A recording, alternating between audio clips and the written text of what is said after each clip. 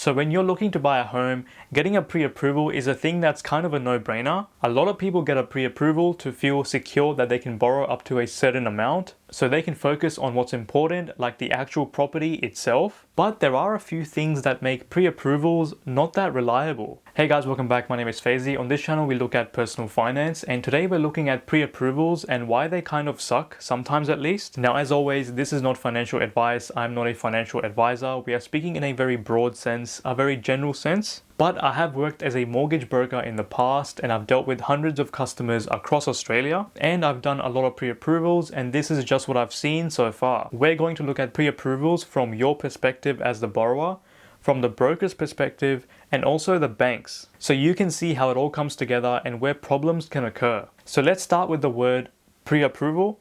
Pre-approval. A pre-approval is exactly that. It's an approval before you actually get approved, meaning that your application is still subject to everything else. In fact, when you get pre-approved and you request the bank for a pre-approval letter, it's going to have all those things listed anyway, and it's going to say things like subject to valuation, subject to income and expense verification, etc., etc. You get the point. Now guys, let me tell you what the banks and brokers are exactly thinking when you, the customer, goes to them for a pre-approval.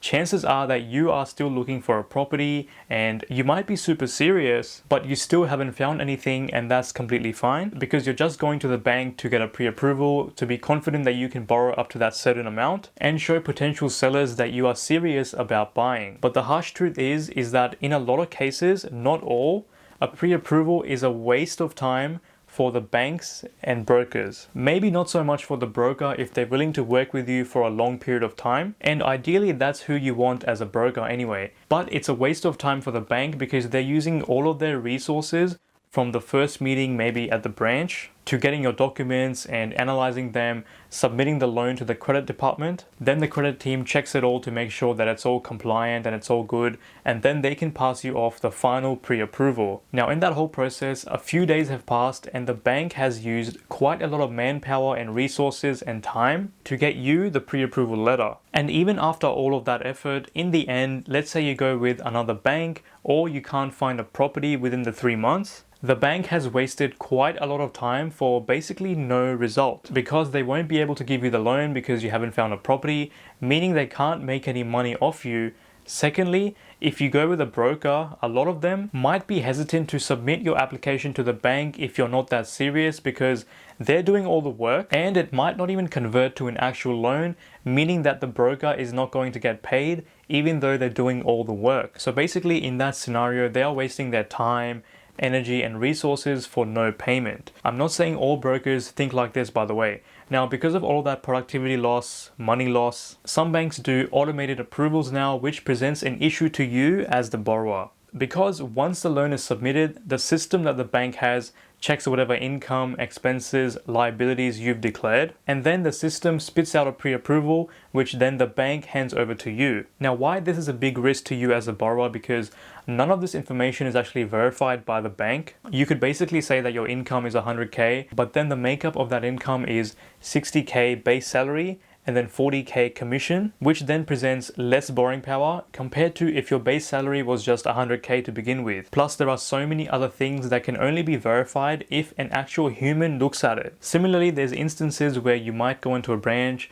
and ask to get the pre-approval process started, and the person at the branch magically gives you a pre-approval on the spot in like 20 minutes after you give them your information. Now, you really want to be careful of that sort of stuff because more than likely it's a quick automated calculation which is just a sales tactic more than anything else, and a full assessment hasn't really been done. Now, I just want to say that if you go through a broker, sometimes they may be able to request the bank to do a full assessment, not an automated one, depending on your circumstances. So you might want to go through them to be sure. Now, if you are considering a broker, you want to make sure you ask them as many questions as possible because after all, it's your loan. And to help you with that, I've made a video about the top questions you should be asking your broker to make sure that they are working in your interest. The link to that video is in the description, and there should be a pop-up on the screen as well. So let's say that you get the full assessment done with the bank, and even then there are still some risks. Firstly, you might tell the bank what areas you're looking at in terms of your property, but the actual property itself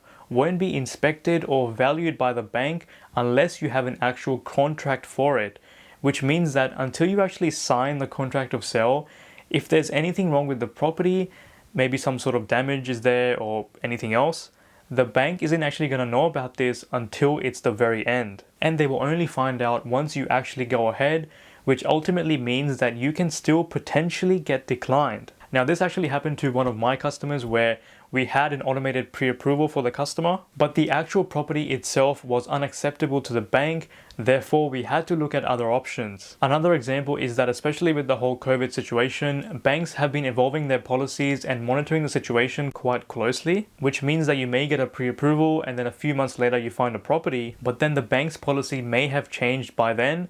And now you have to check with other banks because that's no longer acceptable. Now, once again, this happened to one of my clients and we had to look at other options, which was a huge disappointment. Or if the policy hasn't changed with the bank, maybe something is different with you. Maybe you're working casual now instead of part-time, or you're getting less hours at work, or even worse, you may have been laid off. Now, there's two more things that I want to say which are very important. Firstly, applying for a pre-approval at too many different banks in a short amount of time can actually affect your credit score negatively. This is because it might seem that you are too desperate to get credit and you're getting knocked back at other places, which is why you keep on applying. Even though in reality, you might just be applying to just shop around. So you really want to be careful with that. And secondly, if you're buying a property for the very first time, chances are that you may have to pay LMI. So in this case, the loan has to be approved by the bank and the LMI insurer themselves, which means that even though the bank may have fully pre-approved the loan, it might not actually be approved by the insurer themselves, which then presents an additional risk to you as the borrower. Now, when it comes to LMI, I've made an in-depth guide to LMI, which covers everything from what it actually is, how to avoid it, plus some very important things that you need to know about LMI, so go check it out. There should be a link in description and there should be a pop-up on the screen as well. So guys, what is the actual solution to this? Should you not bother with pre-approvals at all? Should you just check your borrowing power by going onto the bank's website and just entering your information there and see what it says? Well, I think it depends on your personal preference, but personally for me, I would go with a broker. The reason being is because brokers can check your situation with a lot of different banks without doing an application, and you can get a high-level view of how your application could fit in with a range of banks. As I mentioned at the start, you want to find a broker who's not just in it for the money and thinks that you are a waste of time just because you're doing a pre-approval. Because as a customer, you want someone who will be with you every step of the way and who's there for the long term. Make sure to ask them as many questions as possible because it's your right to know the answers. And also check out the other video I posted about the list of questions that you can ask. Well, that was it guys. Thank you so much for watching. Those videos should be coming up on your screen right about now. Please like and subscribe if you enjoyed the video, and I'll see you in the next one. Bye-bye.